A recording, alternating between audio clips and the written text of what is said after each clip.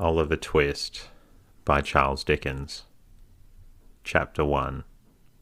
Treats of the place where Oliver Twist was born, and of the circumstances attending his birth.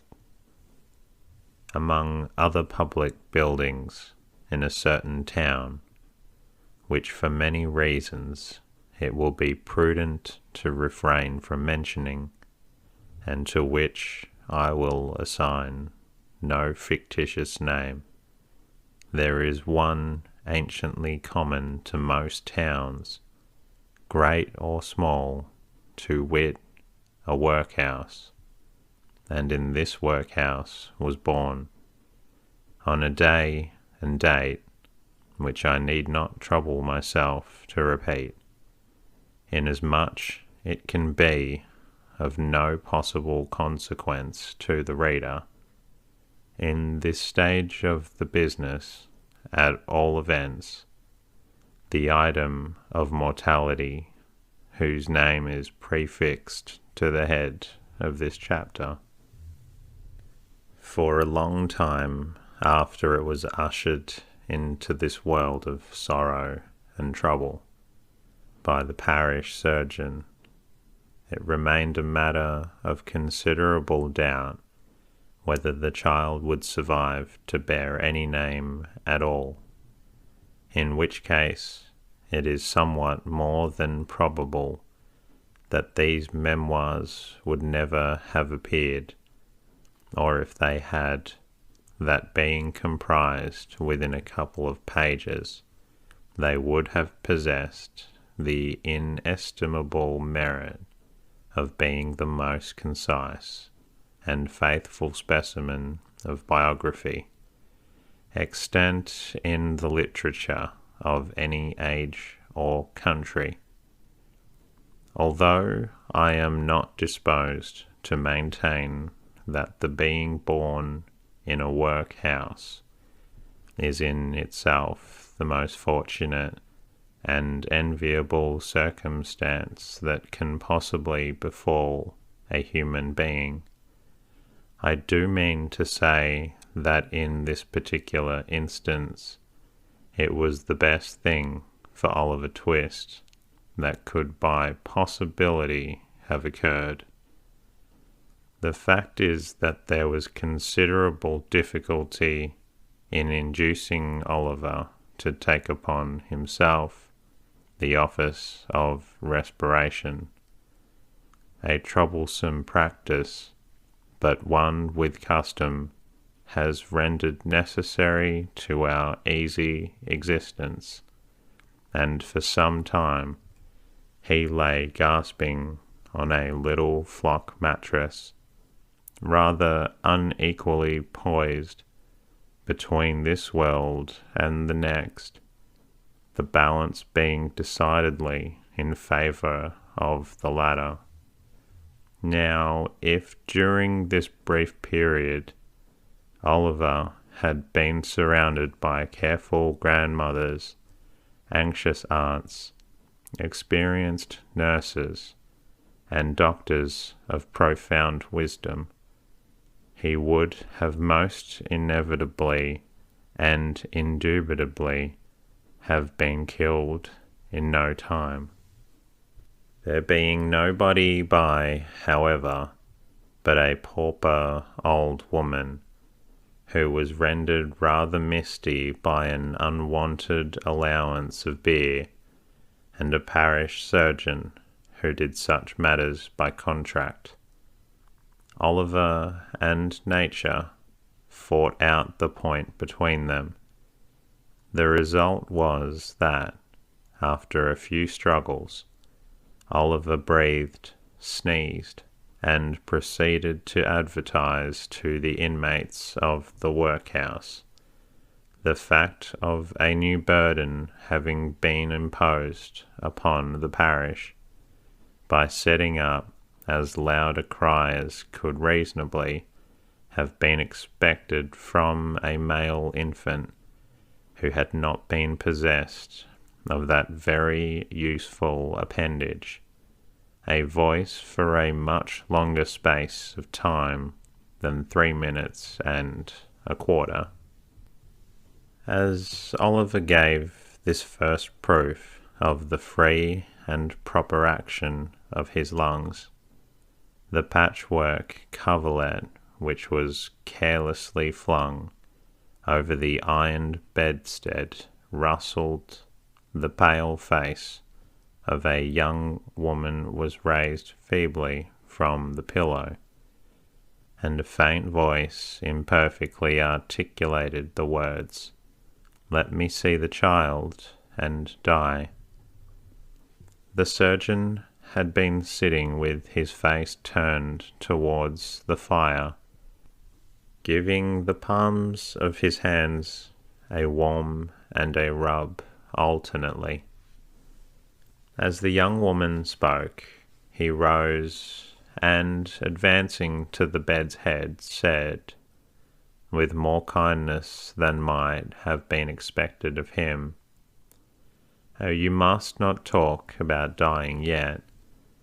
"Lord bless her dear heart, no," interposed the nurse, hastily depositing in her pocket a green glass bottle, the contents of which she had been tasting in a corner with evident satisfaction.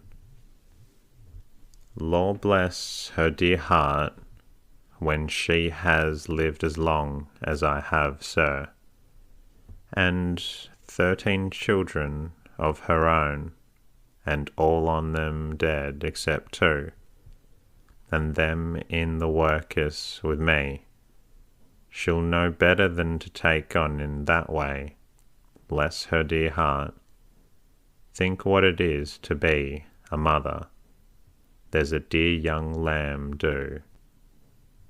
Apparently, this consolatory perspective of a mother's prospects failed in producing its due effect. The patient shook her head and stretched out her hand towards the child. The surgeon deposited it in her arms. She imprinted her cold white lips passionately on his forehead, passed her hands over her face, gazed wildly round, shuddered, fell back, and died. They chafed her breast, hands, and temples, but the blood had stopped forever. They talked of hope and comfort. They had been strangers too long. "It's all over, Mrs. Thingamy," said the surgeon at last. "Ah, poor dear, so it is," said the nurse, picking up the cork of the green bottle. It had fallen out on the pillow as she stooped to take the child up. "Poor dear. You needn't mind sending up to me if the child cries, nurse," said the surgeon, putting on his gloves with great deliberation. "It's very likely it will be troublesome. Give it a little gruel if it is." He put on his hat, and pausing by the bedside on his way to the door, added, "She was a good-looking girl, too. Where did she come from?" "She was brought here last night," replied the old woman, "by the overseer's order. She was found lying in the street. She had walked some distance, for her shoes were worn to pieces, but where she came from, or where she was going to, nobody knows." The surgeon leaned over the body and raised the left hand. "The old story," he said, shaking his head. "No wedding ring, I see. Ah, good night." The medical gentleman walked away to dinner, and the nurse, having once more applied herself to the green bottle, sat down on a low chair before the fire, and proceeded to dress the infant. What an excellent example of the power of dress young Oliver Twist was.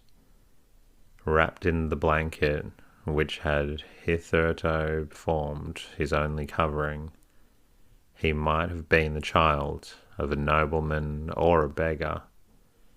It would have been hard for the haughtiest stranger to have assigned him his proper station in society. But now that he was enveloped in the old calico robes which had grown yellow in the same service, he was badged and ticketed, and fell into his place at once. A parish child, the orphan of a workhouse, the humble, half-starved drudge, to be cuffed and buffeted through the world, despised by all, and pitied by none. Oliver cried lustily. If he could have known that he was an orphan, left to the tender mercies of church wardens and overseers, perhaps he would have cried louder. Chapter 2 treats of Oliver Twist's growth, education, and board. For the next 8 or 10 months, Oliver was the victim of systematic course of treachery and deception. He was brought up by hand. The hungry and destitute situation of the infant orphan was duly reported by the workhouse authorities to the parish authorities. The parish authorities inquired with dignity of the workhouse authorities whether there was no female then domiciled in the house who was in a situation to impart to Oliver Twist the consolation and nourishment of which he stood in need. The workhouse authorities replied with humility that there was not. Upon this, the parish authorities magnanimously and humanely resolved that Oliver should be farmed, or in other words, that he should be dispatched to a branch workhouse some 3 miles off, where 20 or 30 other juvenile offenders against the poor laws rolled about the floor all day, without the inconvenience of too much food or too much clothing, under the parental superintendence of an elderly female who received the culprits at and for the consideration of 7d. halfpenny per small head per week.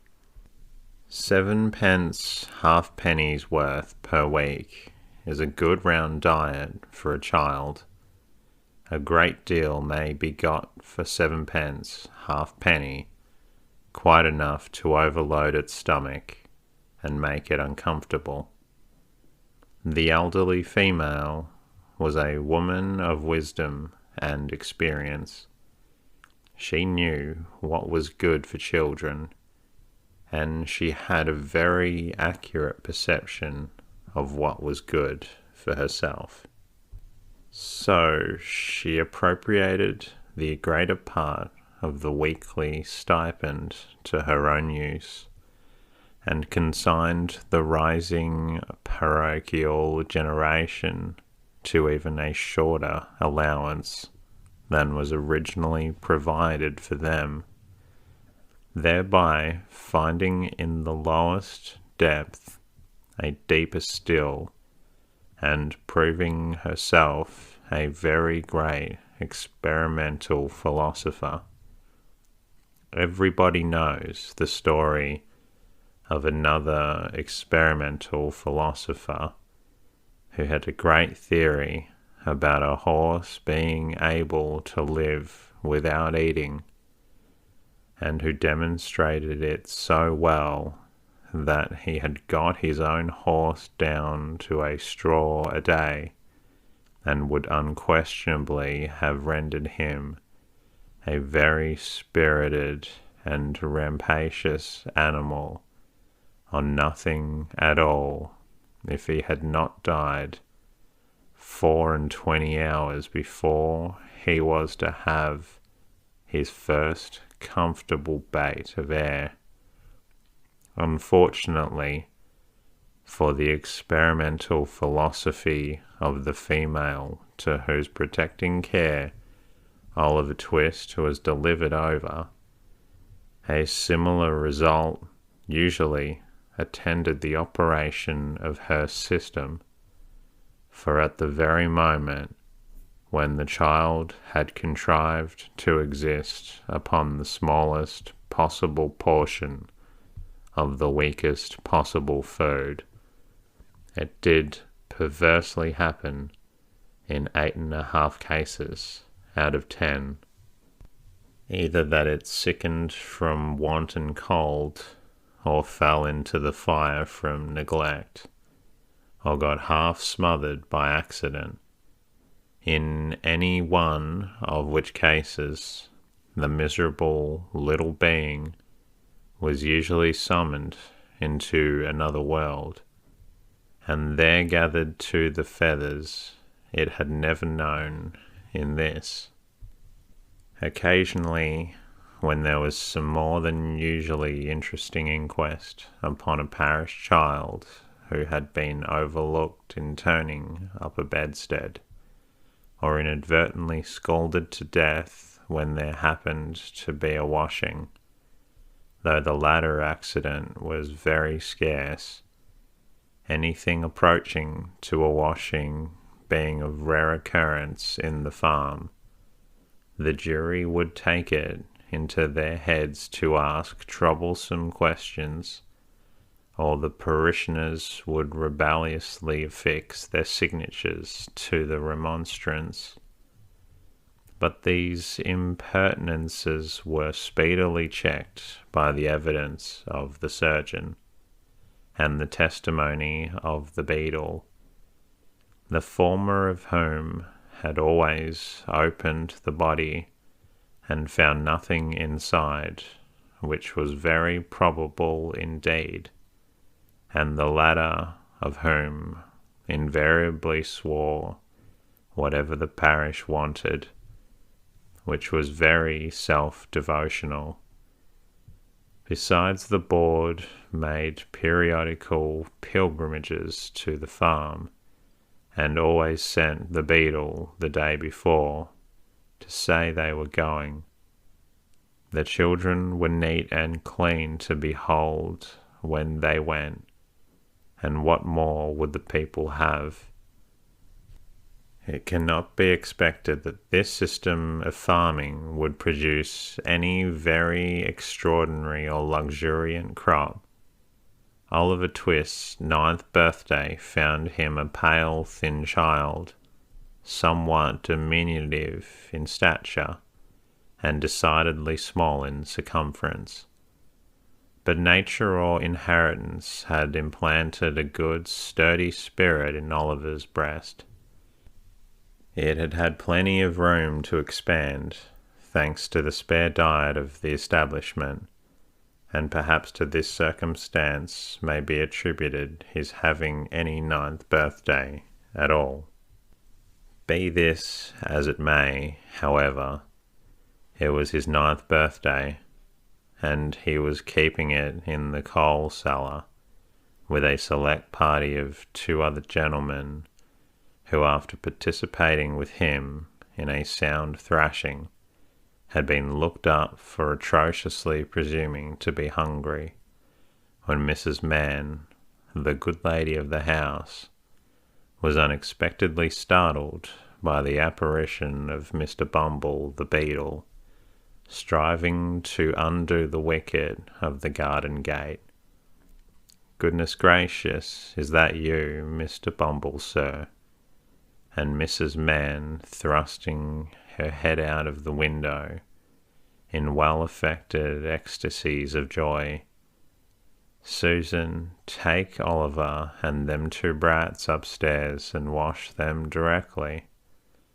My heart alive, Mr. Bumble, how glad I am to see you. Now Mr. Bumble was a fat man, a choleric, so instead of responding to this open-hearted salutation in a kindred spirit, he gave the little wicket a tremendous shake, and then bestowed upon it a kick which could have emanated from no leg but a beetle's. "Lor, only think," said Mrs. Mann, running out, for the 3 boys had been removed by this time. "Only think of that I should have forgotten that the gate was bolted on the inside on account of them dear children. Walk in, sir, walk in, pray, Mr. Bumble do, sir." Although this invitation was accompanied with a curtsy that might have softened the heart of a churchwarden, it by no means mollified the beadle. "Do you think this respectful or proper conduct, Mrs. Mann?"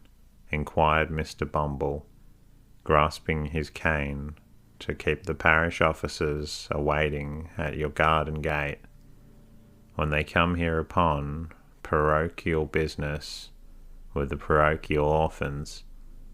Are you aware, Mrs. Mann, that you are, as I may say, a parochial delegate and a stipendiary?" "I'm sure, Mr. Bumble, that I was only a-telling 1 or 2 of the dear children, as is so fond of you, that it was you a-coming," replied Mrs. Mann, with great humility. Mr. Bumble had a great idea of his oratorical powers and his importance. He had displayed the one and vindicated the other. He relaxed. "Well, well, Mrs. Mann," he replied in a calmer tone. "It may be as you say, it may be. Lead the way, Mrs. Mann, for I come on business, and have something to say." Mrs. Mann ushered the beadle into a small parlour with a brick floor, placed a seat for him, and officiously deposited his cocked hat and cane on the table before him. Mr. Bumble wiped from his forehead the perspiration which his walk had engendered, glanced complacently at the cocked hat, and smiled. Yes, he smiled. Beetles are but men, and Mr. Bumble smiled. "Now don't you be offended at what I am going to say," observed Mrs. Mann, with captivating sweetness. "You've had a long walk, you know, or I wouldn't mention it. Now will you take a little drop of something, Mr. Bumble?" "Not a drop, nor a drop," said Mr. Bumble, waving his right hand in a dignified but placid manner. "I think you will," said Mrs. Mann, who had noticed the tone of the refusal and the gesture that accompanied it. "Just a little drop, with a little cold water and a lump of sugar." Mr. Bumble coughed. "Now just a little drop," said Mrs. Mann persuasively. "What is it?" inquired the beadle. "Why, it's what I'm obliged to keep a little of in the house, to put into any blessed infant's daffy when they ain't well," Mr. Bumble replied Mrs. Mann, as she opened a corner cupboard and took down a bottle and glass. "It's gin. I'll not deceive you, Mr. B. It's gin." And that is the conclusion of tonight's readings. I hope you're feeling drowsy, and if not, always welcome to listen to another episode.